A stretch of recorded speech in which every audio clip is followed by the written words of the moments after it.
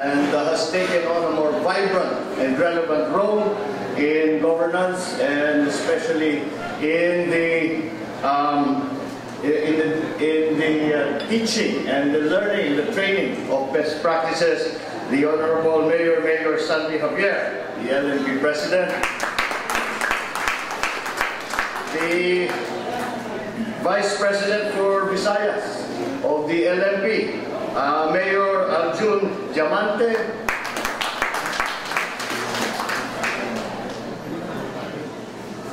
the LNP President for Iloilo, our host for this conference, the Honorable Mayor Nerbeng Upas. I saw Congressman Jerry Treñas earlier, but I think maybe he may have already left the hall. Nakita ko rin ang the former Congresswoman Rachel Arenas. Ating mga butihin na mga mayor sa buong Visayas na nagtitipon-tipon dito para sa ating LNP Visayas Conference. Magandang gabi na. Magandang gabi sa inyo lahat. Good evening to you all. I was looking at your program at nakikita ko ang mga inyong naging bisita. At nung nakikita ko ang mga inyong naging bisita, nakumbinsi na nga ako na ito ay campaign period na. Ngunit ako ay nakakaiba. I am here today. I am here I attend the LNP conferences and meetings not as a prospective national candidate, although I am that, but more in my role as the committee chairman of the chairman on local governments in the Senate. I have been the chairman of the local governments in the Senate since I first became senator. And this was because hiningi ko talaga ang chairmanship ng local government. Dahil sa aking pananaw, siyempre, ako ang pinanggalingan ko, naging governor ako ng 9 years sa Ilocos Norte. Doon ko na-appreciate at nalaman at nakita kung gaano kahalaga, gaano ka-importante ang ating local government units. At hindi lamang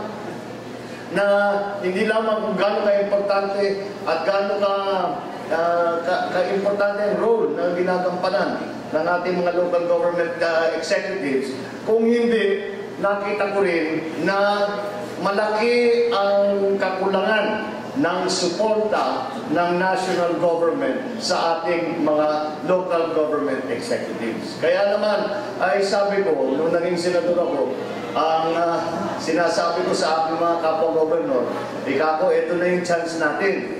Lahat ng ninireklamo natin na hindi ginagawa sa national government, na tayo mga gobernador, tayo yung mga kasamahan natin mga mayor, pati na yung mga barangay officials, ito ay lagi namin sinasabi, marami tayong narinig na reklamo, marami tayong sinasabi. Sabi ko, this is an opportunity for once that there will be a voice for local government in the national government. And I am happy to be able to say that kahit papano sa panahon na ako'y nasa local government, chairman ng local government committee, ay marami naman tayong naipaliwanag, naipakita na pagbabago para nga sa magpagpatulong sa ating mga local government units. Siguro lamang, yung tuloy-tuloy pa rin na hanggang ngayon na ating hinihingi sa national government, hanggang ngayon ayaw pa rin ibigay sa akin. Ano yung tinutukoy ko? Ito ang ating laging hinihingi na pagkaragdagang e-share. At lagi kong pinapaliwanag at sinasabi ko, alam ninyo, kapag kinalkulaan, lagi ko paulit-ulit kong sinasabi, siguro yung mga kapwa ko senador ay nakukulitan na sa akin. Pero lagi kong pinapaalala sa kanila, alam nyo ba, na sa kinukuha na e-share ng ating mga local government units, ganito yung mga meron silang PS version 20% may calamity fund. By the time na lahat ng mandatory na appropriations na sinasabi natin sa kanila, Tapos idadagdag pa yung kung ano-anong function ang dinadagdag sa magsasabihin. Yung magkakaroon ng housing department, housing board, magkakaroon ng bagong item dahil sa building, green building, kung ano-ano. Ako, ang problema kasi, lagi tayong nagbibigay sa kanila ng panibagong function, wala naman tayong ibinibigay na pondo, wala rin tayong ibinibigay na training para tulungan sila na palakasin, patibayin yung kanilang kakayahan. And so that is what I have always been crusading for, advocating for, is added support, not only in terms of funding, but also in terms of technical training, in terms of technical assistance, monitoring, etc. para matulungan ang ating mga local government executives. And of course, at the forefront, sa kauna-unahan, sa lahat ng ating ginagawa, ay para padagdagin sana ang ating IRA. At sa ginagawa namin ito sa dalawang paraan. Dahil ang unang-unang nakita namin is that ng panahon pa ito ni Secretary Jess Robredo, ay unang-una, kaming dalawang gumawa ng unang plano, ay nakita namin at matagal na namin sinasabi, mali ang interpretasyon ng DBM doon sa local government code na sinasabi ay ang IRA share ay magagaling sa national collection ng pamahalaan. Ang DBM na interpretation, sinasabi nila ay ang ibig sabihin lamang nito ay yung koleksyon ng BIR, ng Internal Revenue.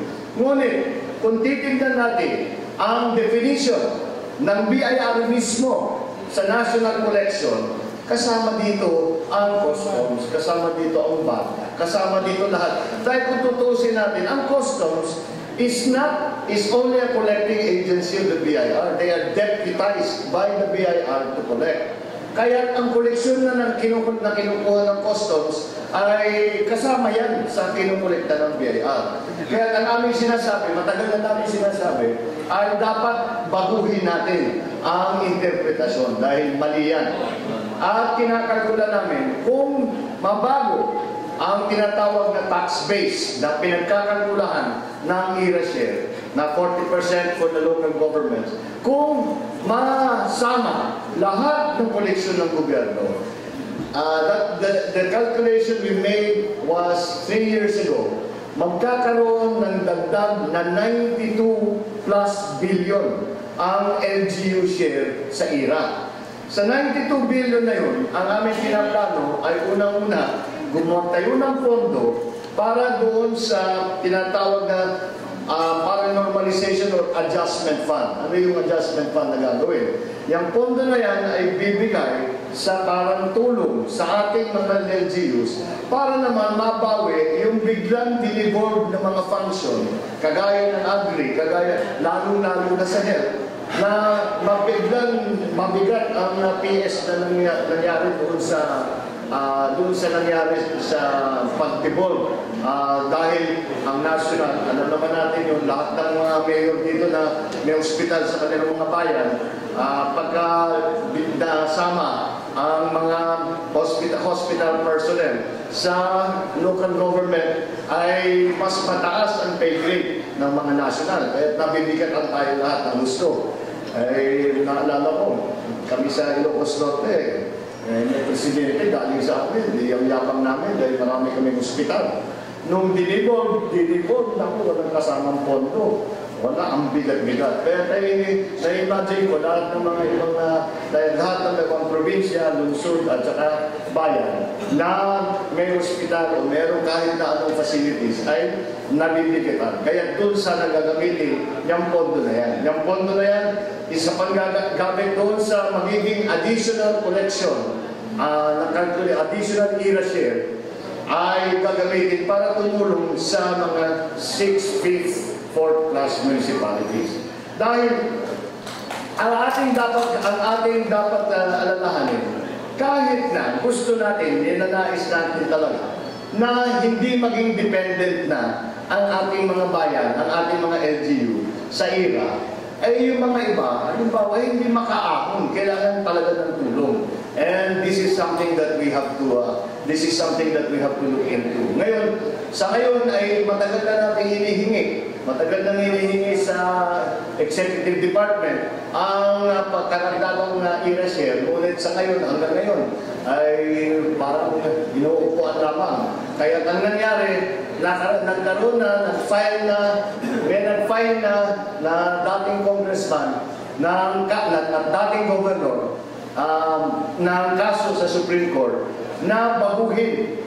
Hindi lamang na baguhin yung interpretation doon sa tax base, kung hindi magbayad doon sa nakaraang ilang taon mula nung naging batas ang local government code. Kulang-kulang ito sa 600 billion ipinababayad nila, pero paid naman over so many years. Sa ngayon, hanggang ngayon, inaantay pa lang natin ang desisyon. Pero sana, ay kami hanggang ngayon, sinasabi nila, hope springs eternal.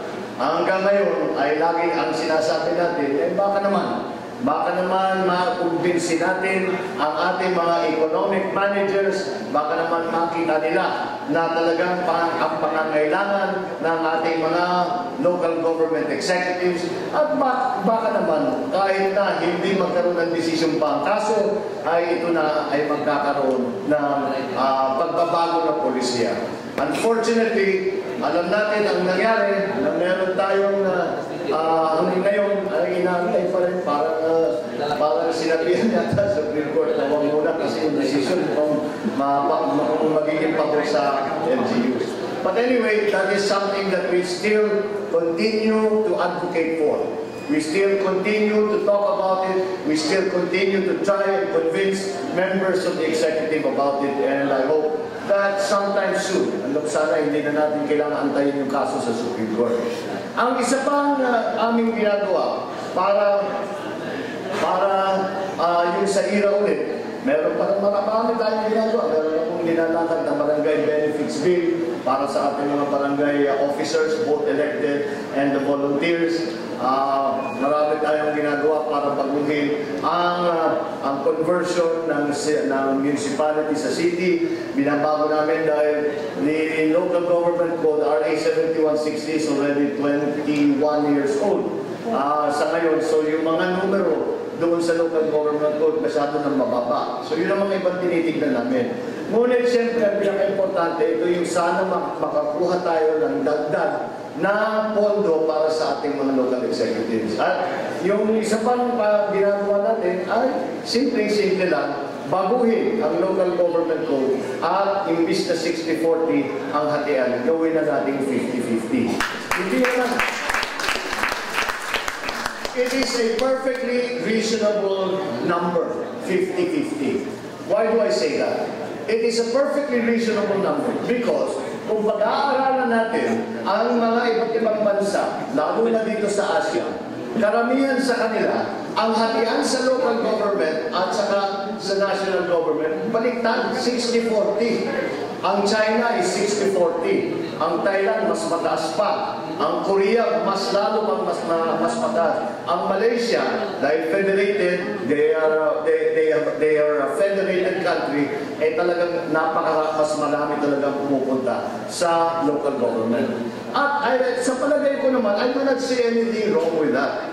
Dahil sa aking palagay, kahit na ano ang gawin ng ating national government, kahit na pinakamagandang policy, kahit yung pinakamagandang programa ang kanilang ilatag para sa ating mga kababayan, kung hindi gawin ng local governments, kung hindi ituloy at i-implementa ng ating local government officials, wala rin mangyayari. At alam naman natin, lalo-lalo na kayong lahat sa inyong mga lugar, alam ninyo lahat ng nangyayari sa inyong mga bayan. Alam ninyo lahat ang mga nagiging project at mga nagiging negosyo pumapasok, all of that. And so you are well aware of all of the different problems and all of the needs of your own municipalities. And that is the most important aspect of this, na kailangan puntahan ang ating mga mayor, kailangan puntahan ang ating mga local government officials para malaman ng national government kung ano ba talaga ang sitwasyon sa inyong lugar. Kulang tayo sa ganon.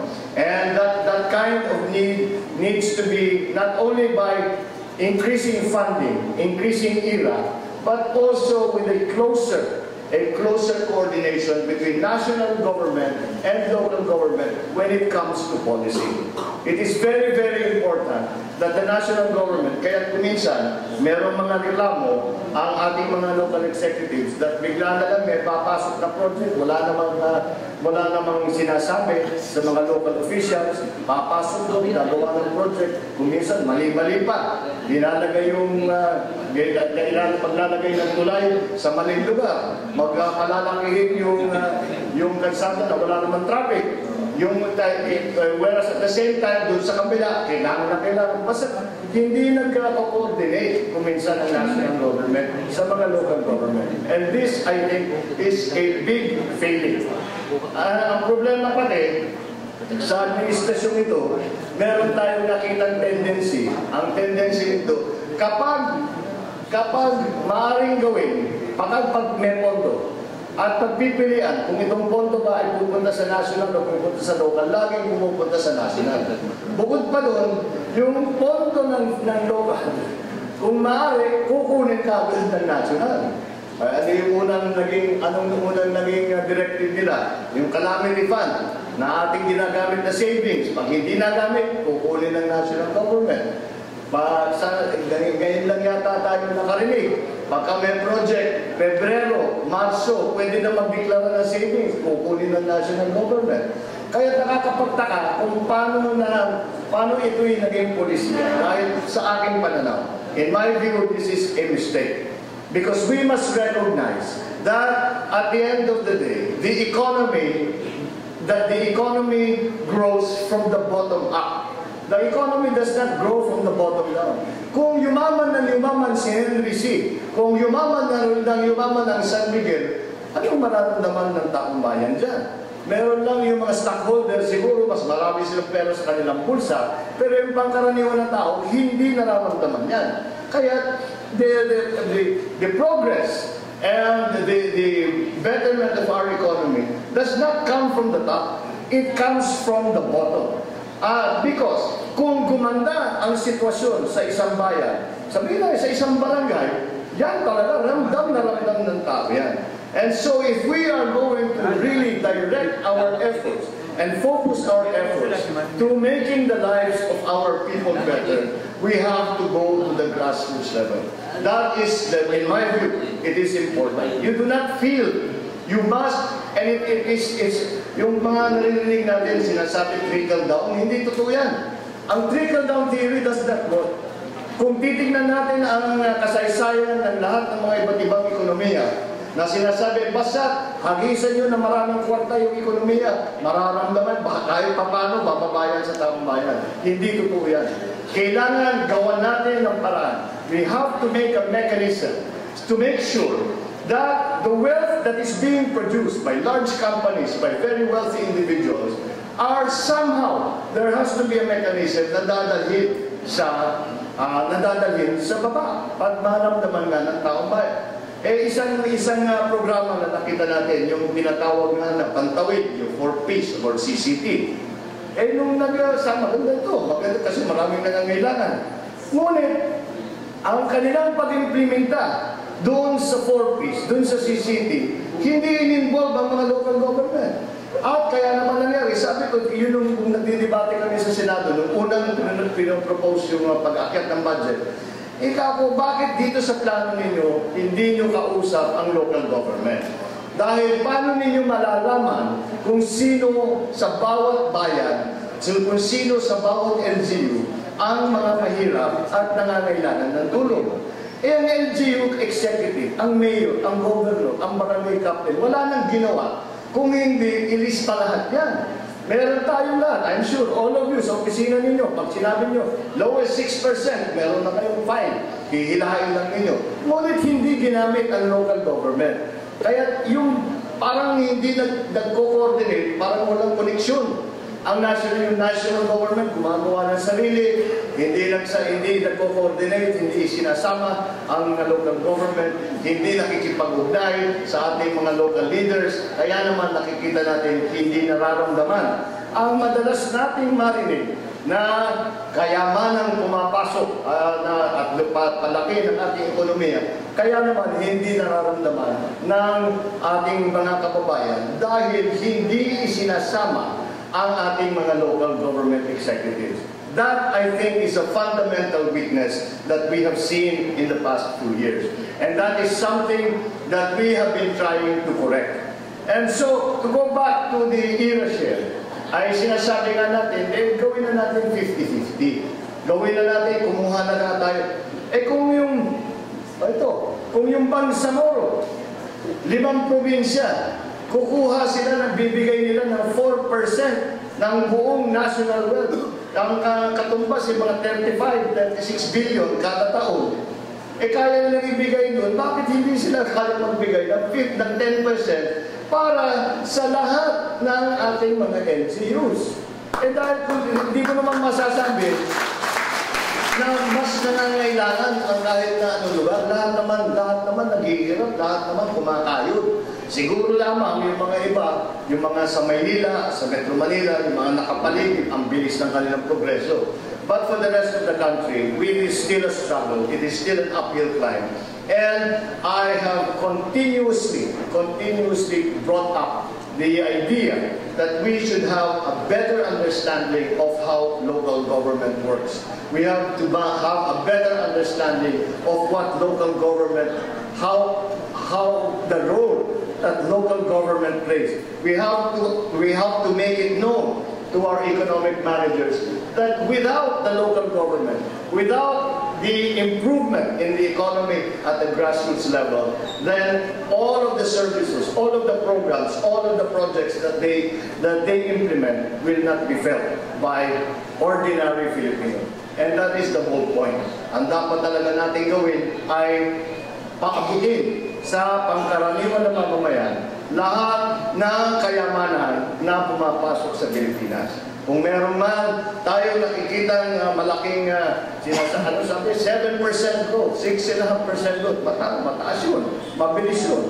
Ngunit, kulang pa rin sa trabaho, kulang pa rin sa ospital, kulang pa rin sa eskwela, kulang pa rin sa mga basic, mga kalsada, sa infrastruktura. I also happen to be in this Congress, ay linagay din ako bilang chairman ng local government, ng public works and infrastructure. Kaya nakikita ko, ipinipilit ko, sinasabi ko, kahit na yung maliliit lamang na project, ay malaking bagay yan pagka sa maliliit na bayan. Kahit na maliliit lamang na infrastructure project, ay kailangan natin gawin. At kailangan natin isa-isahin. Dahil hindi maaari basta gumawa ka ng malaking kalawak-lawak na project, ay iilan lang ang gagamit nun. So, again, it is what we have been trying to do essentially is to bring government back down to the people. So that ang serbisyo na idinudulot ng ating mga agency, ng ating mga department ay mapunta lahat sa local governments, mapunta lahat sa local communities. This is something that we have to continue to campaign for. This is something that we have to continue to fight for. It is not only because para mas malaki ang pondo na pupunta sa mga mayor. Hindi lang dahil doon. Siyempre, gusto natin lahat yun. But that's not the only reason. It is because it's my firm belief that without development at the countryside, without development at the grassroots level, there will be no true and honest development in the services that government provide our people. They will not be felt by ordinary Filipinos, whatever improvements there are in the Philippines. Ngayon, kaya nabanggit na rin natin ang eleksyon, nabanggit na rin natin ang mga campaign period. Ganito na lang ang ipapayo ko sa inyo. Simple lang. Sa palagay ko, I cannot be, I do not think anyone disagrees with me in what I am saying. Dahil pare-pareho yan, at pare-pareho ang naging karanasan natin. Ako bilang gobernador, kayo bilang mayor. Alam ninyo, totoo ito. Kaya naman, papasok ngayon tayo sa election period. Magkakampanya lahat ang mga kandidato sa inyo.